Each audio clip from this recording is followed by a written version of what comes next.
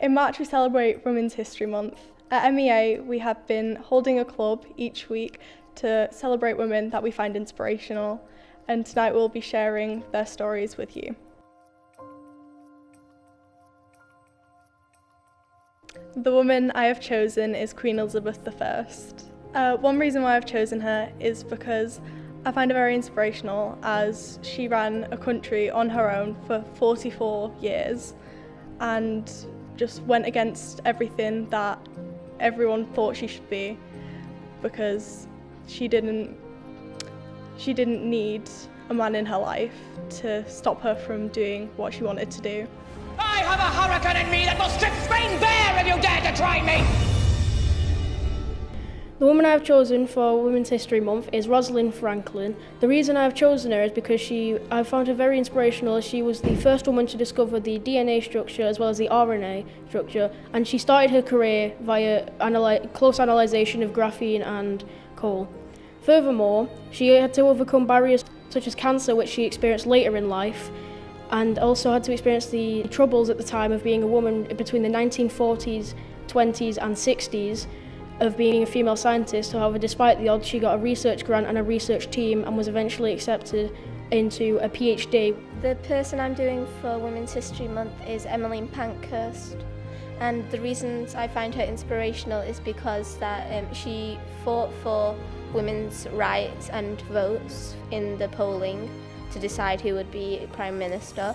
I've got a personal link to her because on the unveiling of the Emmeline Pankhurst statue, I went to read a speech about it. As a young person, this statue means a lot to me and my generation. It's a symbol of a woman who did good for the women of Manchester, it's a symbol of equality, and it's a symbol of Manchester being a modern and forward-looking city. I look forward to the future.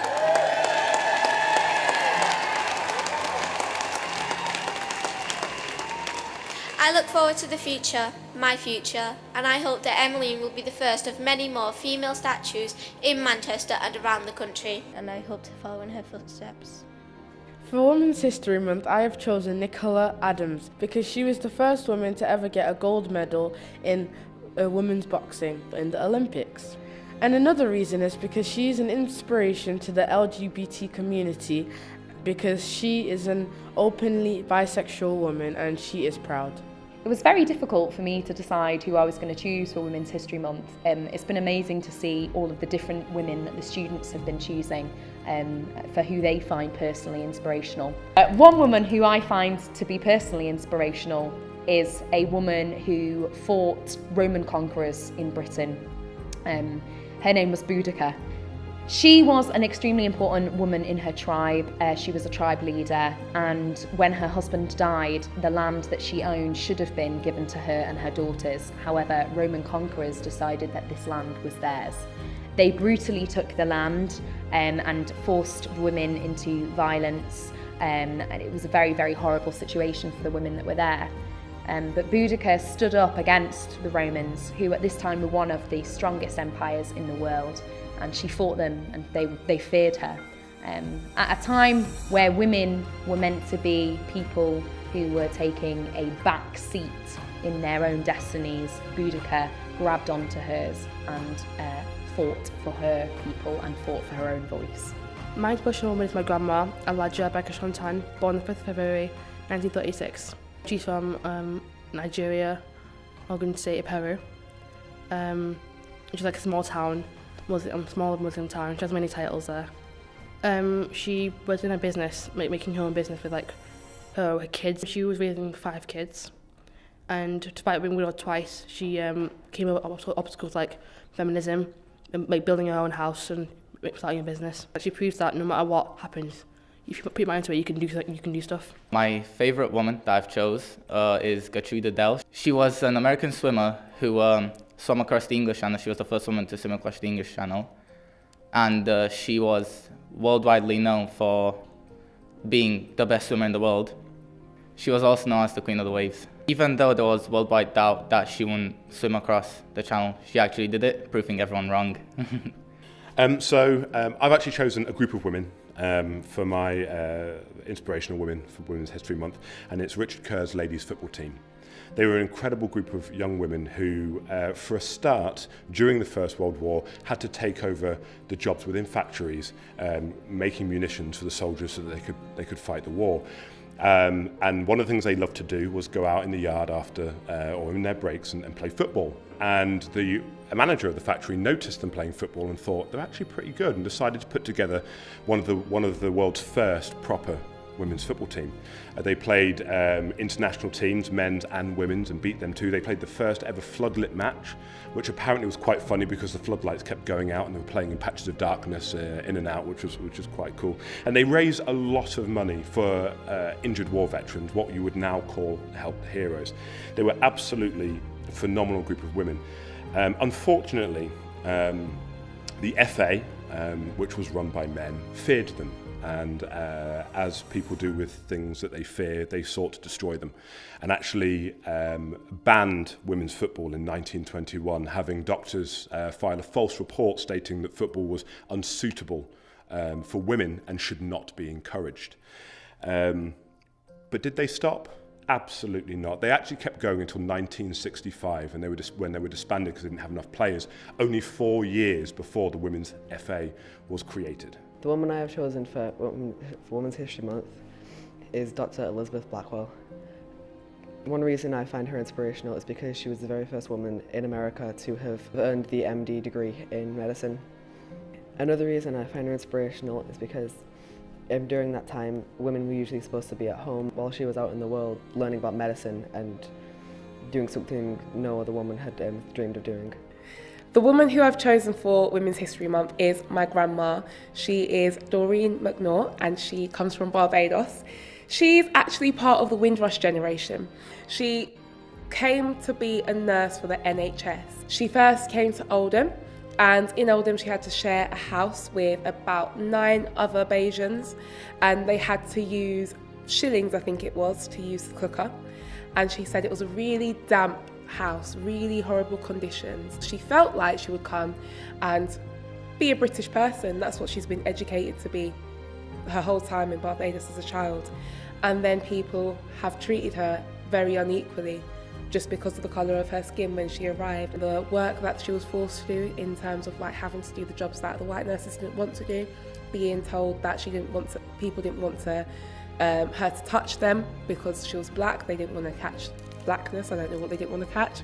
She's still a very positive person, and she and everybody else like her who came from the Caribbean, India and everywhere, I cannot thank that generation enough for giving me the opportunities and paving the way for people like me to be happy and successful in Britain. The woman I've chosen as inspiring is Malala Yousafzai. She's inspiring to me because she tried to finish her education after being threatened by the Taliban in Afghanistan. She continued her education because she knew it was important to her. October 9th, 2012, she got shot in the head. She could have died, but instead, they brought her over here in Birmingham to help her, and she survived. And after that, she carried on with her education. She finished her education, and right now she works as a child's activist and a women's rights activist. The woman I've chosen is Yusra Mardini, and I've chosen her because she's an inspiration woman from Syria. She was a refugee. She was coming on a boat with 18 other migrants when the boat could only hold 6 to 7 people, but the motor of the boat stopped working, so she and her sister and 2 other people got off and pushed the boat all the way to Greece. As if what she has already done wasn't enough, she then later on went to Rio to compete for Olympics for swimming. The woman I've chosen for Women's History Month is Sian James, who is a Welsh politician. During the 1984 miners' strike, Sian helped feed over 1,000 struggling families across many different centres in Wales. Some of Sian's early activism was depicted in the 2004 BBC film Pride. Sian was elected in 2005 and is one of only 8 female MPs that represent Wales in the House of Commons. And Sian's continued work on promoting acceptance, kindness and inclusivity across a whole range of different areas of society has been phenomenal. The woman I've chosen for Women's History Month is Irena Sendler. She was born in 1910 and died in 2008. She was a Polish humanitarian and nurse in German-occupied Warsaw, and she saved 2,500 Jewish children from the Warsaw Ghetto and put them into Christian families before writing their names down on thin cigarette slips, before putting them in a glass jar and burying them under an apple tree. In October 1943, she was arrested and tortured, but she refused to tell the Germans any information. She was then sentenced to death, but on the day of her execution, she escaped with the help of bribed German officials. The woman I have chosen for Women's History Month is Joanne Rowling, or better known as J.K. Rowling. She's the famous author for the Harry Potter series, which everyone knows and loves. I find her inspirational because even though nobody would publish her books, her mother just died and she just divorced her husband, she still continued on to be the great woman she is today. She's probably the most well-known female author of all time. The woman I've chosen for Women's History Month is Harriet Tubman. She was born into slavery and campaigned to get rid of it.